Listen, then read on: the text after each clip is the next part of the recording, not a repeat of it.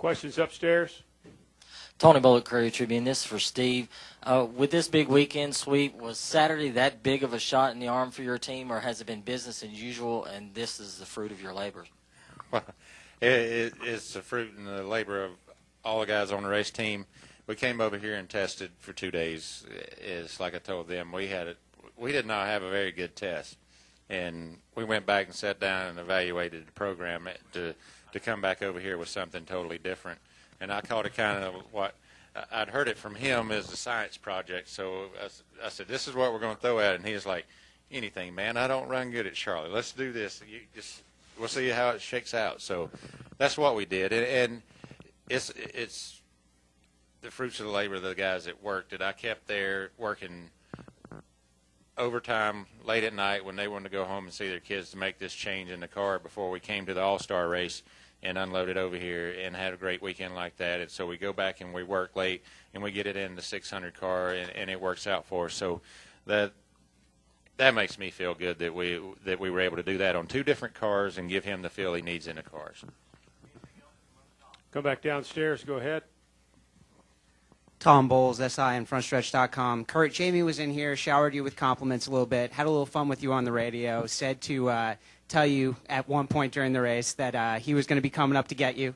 I just wondered if there was a different sense of comfort level there, racing against somebody that you know really well off the track for the win. And also, I noticed that Chip Ganassi went out of his way to congratulate Penske on the victory. I know you guys have a rivalry on the track, but off the track, there really seems to be a great sense of respect between the 2 programs. Yeah, you said it exactly right. The 2 individuals in the car and the 2 individuals owning the car have a lot of respect for each other. And with Jamie, he's a great competitor. He's always been a bit underrated. I think he's a strong guy that shows up every week, that gives his all. His workout regimen, his commitment to racing has always been there. And I'm happy to see him land on his feet over at Ganassi and to win the 500. And I thought he was showing up on another big money race, and I didn't want him to get that today. And to do it for Roger, and to beat Ganassi, that's what it's all about, is having that fresh rivalry, like you said. And to be able to do it, I mean, a few weeks back at Darlington, I followed McMurray around all day. And I know that I was hungry for a Big Mac because he was driving the McDonald's car then. I know that he's going to stop by and have a Miller Lite tomorrow because he was following us. It's just like that with us when we're outside the racetrack. Dustin Long, Landmark Newspapers. For both of you, you guys right now, at least so far at this point, seem to have the 1.5 miles figured out, or had lots of success, at least finishing-wise so far. Do you not feel that way, I guess, Steve? And with 3 months left until the chase begins, what more do you have to do to position yourself for that time of the year? We're a long ways from having it figured out. So I think we need to go back after these 2 weekends of the direction that we went to come here to Charlotte to race. It was big, and I'll sit down and with Dave Winston and the guys and talk about the direction we need to go to Pocono, especially him. This guy's the one that's got to drive it, and he's the one that's going to tell us whether we're going in the right direction or not. So we've talked about the places that that he ran good last year and some of the places that he struggled, and we ran good at the places that he struggled last year, and we've changed up a little bit. So I think that we need to evaluate that and go forward and get better as we go. As long as we're getting better, that's the big key.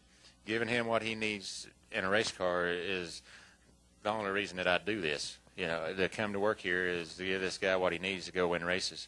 So we've got to evaluate where we're going to go to Pocono and start. I think that is big. We came here and accomplished what we needed to accomplish. We made gains. I was sitting there thinking, even when we were running second, I was like, this is a big step for us if we finish second. And it came down to let's do a pit stop and beat them out, and we won the race. So there's 2 equal cars there. But to make the gains from where we were at the test and from the feedback that I got from the test to leave here, I wasn't real excited about it, guys. It was like, we got to make a difference here, and we did it. And he liked it, so I'm excited about it.